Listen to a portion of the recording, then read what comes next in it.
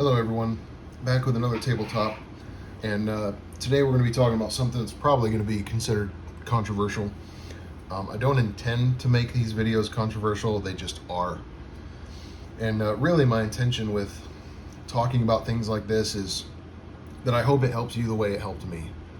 I had people challenge my way of thinking at certain points in my life, and I changed my mind on some things, and so I hope to do that for you. And I just want to say, I think we should all be open to that in our lives, that we shouldn't be so threatened that when somebody comes up and shakes the fences of our belief systems that we panic and attack them and jump to credentialism and all this stuff and make these silly excuses. If your ideas are good, they should be able to stand up to scrutiny. And you shouldn't be threatened by that. And if it doesn't stand up to scrutiny, then maybe you should rethink it. Okay? So that's kind of the purpose of this video. Now, I know I labeled the video, "What should your first pistol be?" But again, we're going to kind of dodge specifics, and I'm going to get to the roots of what we have all been institutionally inbred to believe.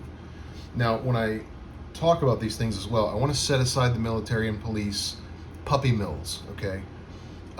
There's going to be a lot of guys who are going to come out of the woodwork and say, in the military and in the police, you have to teach people this because you're teaching a lot of people in a short amount of time. Okay, set that aside. I'm talking about thinking individuals. Okay, we're talking about the individual. I don't care what an institution has to do to churn people out. Somebody else can go scream at the commandant of the Marine Corps. I don't really care. So let's jump right into it. And I'm going to be pretty brief with this one, but essentially,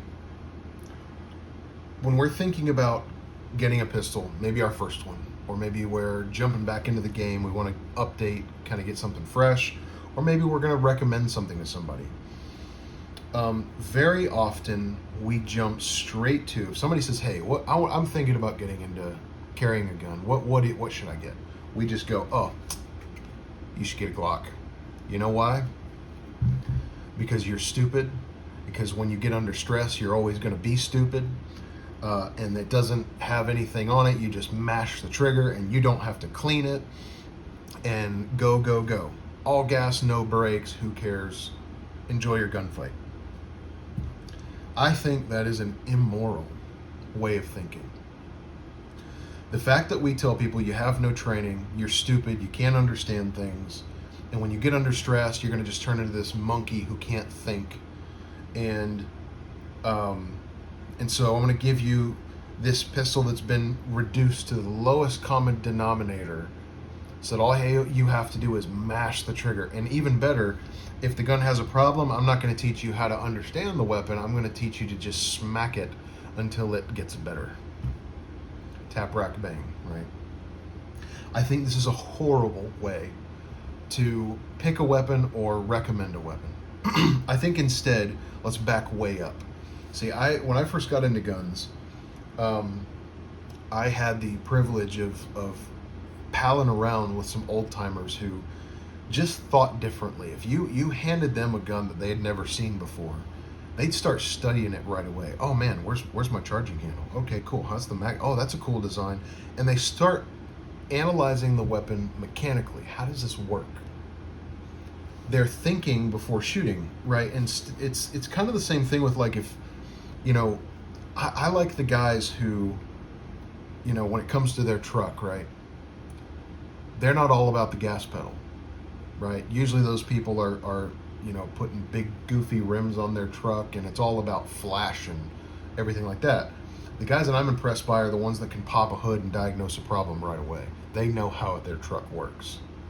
They're thinkers, right? This is a Travis Haley thing, which I think he's so right about. Thinkers before shooters.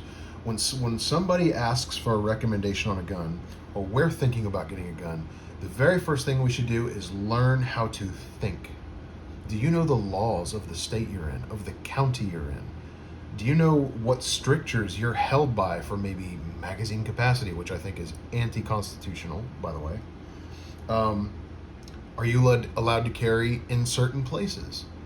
How are you supposed to defend your home? Are there, because every state's different. Some states you have a very simple barrier law where if they breach a certain barrier, you can open fire. Do you have a stand your ground law? You need to know there's a lot to consider before you start carrying a gun, because you can very quickly end yourself up in jail. Not because I think those laws are right, by the way, I don't. But I care about you. I don't want you to end up in jail because somebody said you're a stupid monkey, just get a Glock, mash the trigger, go, go, go. No. What I'm going to do when somebody makes the recommendation is take them under my wing and start making them a thinker. If you are not prepared to learn how to carry, if you're not prepared to learn how to understand this mechanical device, you should not be carrying it, in my opinion. I'll give you an example of why it's a mistake. We often hand people a Glock, right? And I was out shooting with a female who had a Glock 26 semi-recently, and the gun was bone dry because she's been told you don't have to clean it. And, it's got some plus P Hornady critical defense in it. And I said, okay, well, let's run those because that's what you're actually going to use. She had a failure to feed every other round, Why is that? I thought Glocks are just perfectly reliable. No, they're actually notorious for being a limp wrist problem. If you limp wrist a Glock, you can get them to fail almost every shot. Okay? But see, all we taught this person, or maybe all we teach people in general, is mash the trigger. That's all you need to do is mash the trigger. And if that person would have been taught the follow-up remedy for all malfunctions, tap, rack, bang, that failure to feed would have turned into a worse problem, which would have been a double feed. Okay? So I think the way we approach this is wrong. The way we're teaching people is wrong. Well, instead, here's what we should do. Take them to the range. Even better, let's back up one step. Just invite them over. No ammo. Let's just hold some guns. Let's talk about how they work. Let's teach them how to dry fire, right? Let's teach them how to hold the weapon, how to draw, and go through some exercises. Get them to understand it. You got to keep that finger off that trigger. Watch where you're pointing it, right? And you spend time with the person. You invest in them. And you make them a thinker. And that way, when they pick up any weapon, they have that mechanical understanding that, okay, there's a slide release, there's a magazine release, there's a trigger, is there a safety, is there a grip safety? You're able to go through this list and at the very least, at a glance, understand what it is we're holding. So I think when we're gonna recommend a gun for anyone, this is what we should do, not just tell them you're stupid. And let me just address that really quick. This idea that you become just this dumb ape under stress, that is not true. It can be true, but look, I was in the fire department. I was able to handle my radio under stress in a fire where I can't even see my hand in front of my face. I was able to manipulate my thermal imaging camera, able to tie knots, able to feel around in the dark and do things that require fingers, not big mitts, right? That's stress, right? When you got guys on the other end of the line, you're able to make calculations in your head and give them the appropriate pressure at the pump. Okay, let's go to fighter pilots. Fighter pilots, when they're doing close air support or, maybe even air-to-air combat, they're manipulating small switches. Okay, how are they able to do that? Why don't they all just crash into the ground and burn under the slightest elevated heartbeat? And then there's also a lot of examples of civilians, police, and military alike performing admirably under stress, using accurate gunfire, managing their weapon system, solving problems without turning into an ape. So we need to stop telling people that. I think it's a form of elitism, I think it's arrogant, and I think it's wrong. And I'm going to say this is true even for women.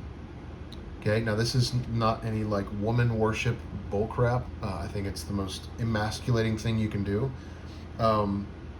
But I'm a father of daughters, and I'm married to a wonderful woman, and they're not stupid. They can understand things. You have to teach them. In fact, I think women generally learn these things better than men. So, zooming way back out, what should you recommend for your first pistol? I'm going to make a few recommendations of what you should not do. No pocket rockets. Diamondback 380s, Ruger LCPs, 5-shot snub-nose revolvers, those guns are garbage, okay? Not snub-nose revolvers, but those guns often have terrible sights. The recoil sucks. You have nothing to grab onto. The triggers suck. The tiny little automatic pocket rockets usually have very small parts and springs that break very easily. I have personally broken 2 LCPs and a Diamondback 380. They are not good guns, okay? And I also don't think it's a good idea to recommend somebody carry a 5-shot snub nose, because that is a much harder pistol to hit anything with than either of these pistols. And revolvers can have some very complex problems, very complex. So you better know what you're doing before you do that. They're not just a mash the trigger. This is terrible. So, for me, I'm going to take the person under my wing. I'm going to say no pocket rockets, carry a proper pistol, learn how to use guns in general, and then whatever you pick, you need to learn that gun inside and out. You need to know its limitations. You need to know what causes it problems, because there is no perfect gun. Now, I'll close with this. Would I recommend the 1911 for somebody's first pistol? Under one condition: that they become a student and not just thrown in their lap and there you go. This pistol has been given to completely green shooters for generations. If you learn to use them like any weapon, they're a great first pistol. But I would only recommend that if you're going to become a student of the gun. If you want to operate in the I'm just a guerrilla mindset and I can't learn anything, and when I get under stress, all I got to do is mash the trigger, man, I got nothing for you. Okay. So that's the video for today. This is one I'm very passionate about. I know people where this has gone wrong for them because they've been taught to mash the trigger and hit the gun when it doesn't work. And I'm sorry, that doctrine has gotten people killed. I think you need to be a thinker. You need to understand how these work mechanically, learn how to utilize them properly and safely. And then weapon selection, you need to pick a proper pistol. Don't do a pocket rocket. Okay? All right, there you go. I hope you guys enjoyed that. We'll see you on the next one.